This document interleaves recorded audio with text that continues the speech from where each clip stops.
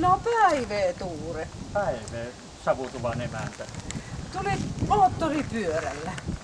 No mikäs kun on näin kaunis kesäpäivä, niin miksei nyt voi moottoripyörällä ajella, kun on lupa ajella.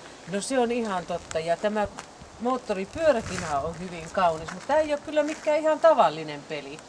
Kerropa tästä vähän, mitkä ne on ne strategiset mitat ja muut, mitä moottoripyöristä aina sanotaan. No jos aloittaisi painosta tässä tapauksessa, niin paino on noin 160 kiloa. Ja sitten siinä on 350-kuutioinen yksisylinterinen nelitahtimoottori. Siinä on 14 hevosvoimaa. Huippunopeutta tehdaslupaa 100 kilometriä tunnissa, mutta en osaa sanoa löytyykö niin paljon. No ootko yrittänyt? No en ole nyt yrittänyt kyllä pitkiin aikoihin, kun nyt malttaa jo ajella vähän rauhallisemminkin. No mistä tämmöinen pyörä on sinulle ilmestynyt? Onko tämä sinun iankaikkinen omaisuus ja harrastus vai mitenkä? No kyllähän tämä on ihan, harrastuksena on ihan iankaikkinen. Isähän tämä vaihtoi naapurilta hevosen kanssa ja antoi vähän jonkun verran rahaa lisäksi. Tämä on ollut meillä siltä vuodesta, muistaakseni vuodesta 50 tai 51 lähtien. Miltäs vuodelta tämä on tämä ihe peli?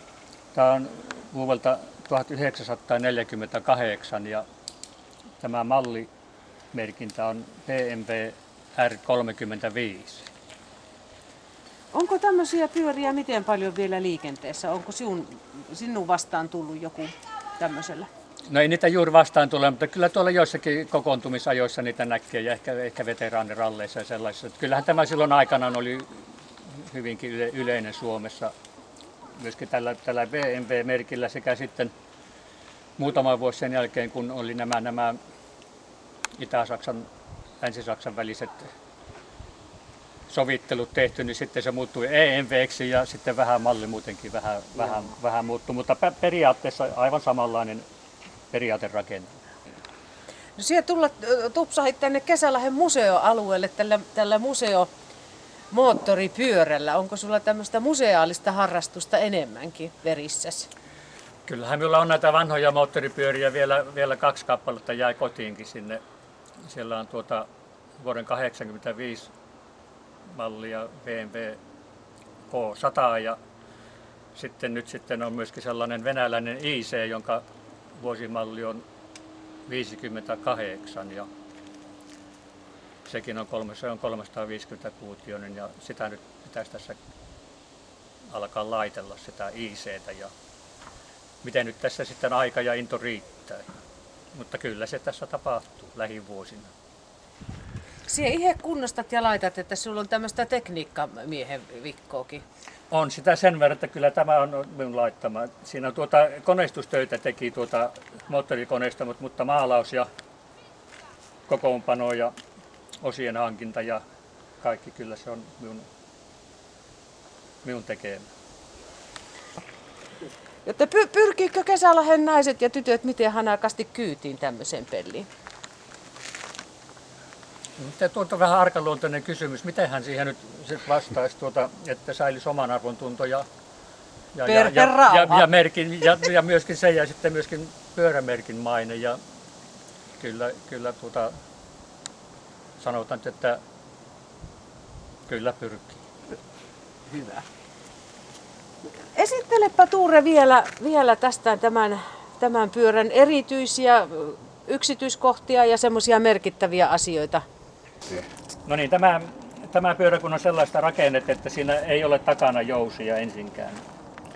Istuimet on sitten rakennettu tällä tavalla, että istuimissa on tällaiset kierrejouset edessä sekä takana. Näitä jotkut sanovat elefantin korvasatuloiksi. Ja sitten myöskin matkustajilla on tämä kiinnipitokahva tässä, joka on tarkoitusta vastaava. Ja sitten tässä vanhoissa pyörissä joissakin on nämä kytkinkahvat näin puolin ja kytkin sekä jarrukahva tuolla toisella puolella.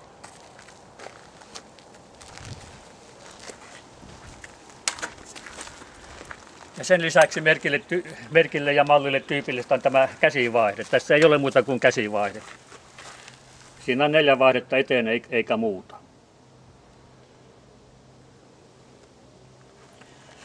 Ja sitten tämä on kardanivetoinen, tässä ei ketjuvaurioita tule, ketjukatkaimia. Kardani on tässä niin kuin vähän sama malli kuin autossa.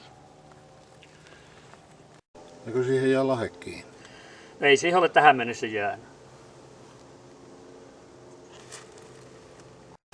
Siinä on käsisäätöinen sytytyksen säätö. Vivulla tuolta vasemmalla kädellä sytytystä laitetaan myöhäisemmälle tai lasketaan sitten aikaisemmin. Pitääkö sitä ajoaikaan sitten säätää, tuo sytytystä? No kyllä sitä yleensä silloin kun laitetaan käyntiin, niin se on oltava täällä myöhäiselle, että muuten se potkii takaisin. Mutta sitten kun kierrosten lisääntyessä, niin sitten se lasketaan tuonne, että se sitten menee sillä normaalille käyntiasentoon.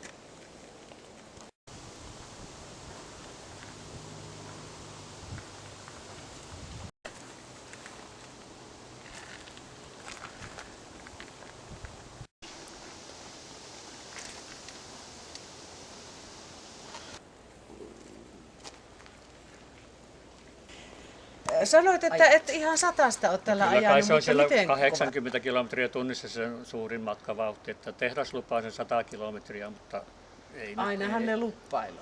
niin eikä sitä nyt aina raahikkaa tämän ikäisellä enää nyt sitten kaikkea kokeilla, että rauhallisesti ja leppoisasti.